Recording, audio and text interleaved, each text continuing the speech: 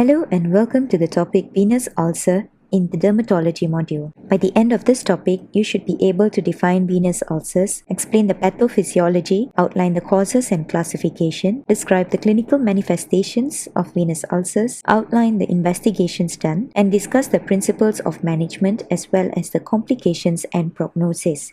Let's get started. Firstly, let's define ulcers. Ulcer is a break in the skin or mucous membrane with loss of surface tissue, disintegration, and necrosis of epithelial tissue. A venous ulcer is a result of chronic venous insufficiency and venous hypertension. The word ulcer comes from the Greek term alkos, which means a wound, sore, or break in the skin. And venous, in the Latin word venosus, refers to full of veins. The superficial veins of the lower limb run in the subcutaneous tissue. There are two major superficial veins, which are the great saphenous vein and small saphenous vein. Venous blood flows from the skin to the superficial veins, which drain into the deep veins. Within the veins, there are valves that prevent the backflow of blood. In a diseased vein, the valves become incompetent. The blood can flow back into the superficial veins. This results in an increased intraluminal pressure, which the veins cannot withstand, causing them to become dilated and tortuous, which is known as varicose veins. Over time, the high pressure stretches the vein walls, allowing proteins in the blood and blood cells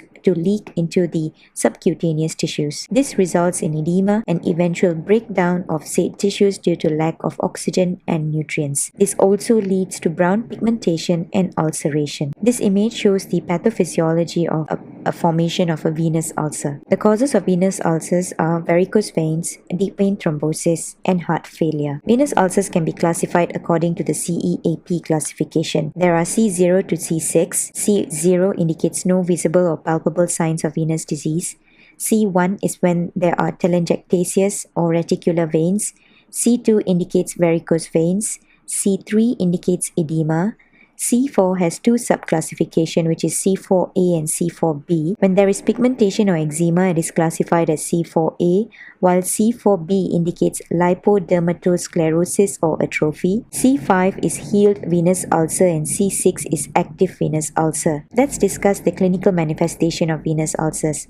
The local symptoms of venous ulcers are skin changes, painless ulcers, edematous lower limbs, and chronic dilated veins at the lower limbs. If the ulcer is infected, fever might be present. The signs that we should look for include stasis dermatitis, which appears scaling and erythema, hemosiderin staining, usually brownish or yellowish patches, appearance of dark red or purple due to blood leaching into the surrounding tissues. When examining the ulcer, we should notice ulcers that are shallow but large wounds with irregular margins. The ulcer is usually located at the gaiter region, which is located circumferentially around the lower leg from approximately mid-cuff to just below the medial and lateral malleoli. Base of the ulcer is typically red and can result in a significant amount of exudate depending on the level of infection, and this will ooze venous blood when manipulated. It is usually painless. However, when it is infected, it will become warm, red, and tender. So ulcers typically are painless and shallow with irregular margins at the gaiter region, and this is a pathognomonic sign of a venous ulcer. And these images show a typical venous ulcer at the gaiter area. Venous Doppler or duplex ultrasound scanning is the imaging of choice. It can detect venous reflux with a sensitivity of greater than 75%, and this picture shows a duplex ultrasound scanning of the vein. Combining duplex scanning with air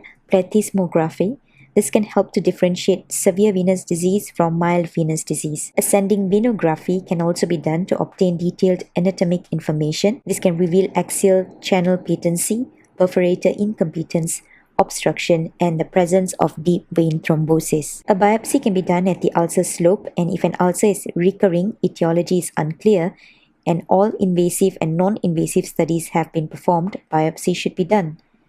Ankle brachial indices and toe digital pressures with pulse volume recordings can assess the vascular supply to the site of ulceration so that the likelihood of satisfactory wound healing may be estimated. Now let's discuss the management of venous ulcers. Antibiotics only indicated if the ulcer is infected. The first choice of antibiotics is oral flucloxacillin. Alternative to the first choice would be doxycycline if the patient is penicillin allergic, clarithromycin, or erythromycin for pregnant women. Second-line oral antibiotics include co-amoxiclave or co-trimoxazole if penicillin allergy. If patient is severely unwell, consider intravenous flucloxacillin with or without gentamicin and or metronidazole. Co-amoxiclave with or without gentamicin or co-trimoxazole with or without gentamicin and or metronidazole orally are the other alternative to the first-line intravenous antibiotics therapy. Second-choice antibiotics for severely unwell patients include piperacillin and tazobactam or ceftriaxone with or without metronidazole. If methicillin-resistant Staphylococcus aureus or MRSA infection is suspected or confirmed, vancomycin should be added to the regimen. Surgical procedures can help in keeping the ulcer site infection-free during the healing process and alleviating edema of the site. Surgical debridement can remove dead tissues, and surface contamination may be used to change the wound from chronic to acute, at which point it can progress through the regular staging of healing. Maggots or biotherapy may also be suggested as another method of removing necrotic tissue from the wound. Wound environment should be kept moist. Dressing also must be changed as infrequently as possible. And this is because changing dressings remove both healthy cells and debris. Surgical skin grafts can be used for abnormally large or painful venous ulcers to properly heal. Management is to alleviate underlying conditions, include compression therapy, which is helpful to decrease blood vessel diameter and pressure, increasing effectiveness and in turn preventing venous reflux. However, compression should only be used in patients without significant arterial disease. Minimally invasive procedures such as saphenofemoral junction disconnection, stripping of the long saphenous vein to below the knee, cuff varicosity avulsions, and saphenopopliteal junction disconnection can be considered as well. Exercise frequently and elevation of lower limbs with appropriate treatment can be advocated. The complications of venous ulcers include infection, chronicity, recurrence in the ulcer, cellulitis, osteomyelitis, and malignant changes, which we also call as Marjolin's ulcer. Superficial veins are also particularly prone to hemorrhages. Deep vein thrombosis may also occur. Chronic recurrent ulcers are also likely to undergo malignant changes, like what we have mentioned earlier on. For prognosis, most venous leg ulcers heal within 3 to 4 months, non-infected ulcers being the good prognostic factors, while untreated underlying conditions are the bad prognostic factors. In summary, venous ulcer is a break in the skin or mucous membrane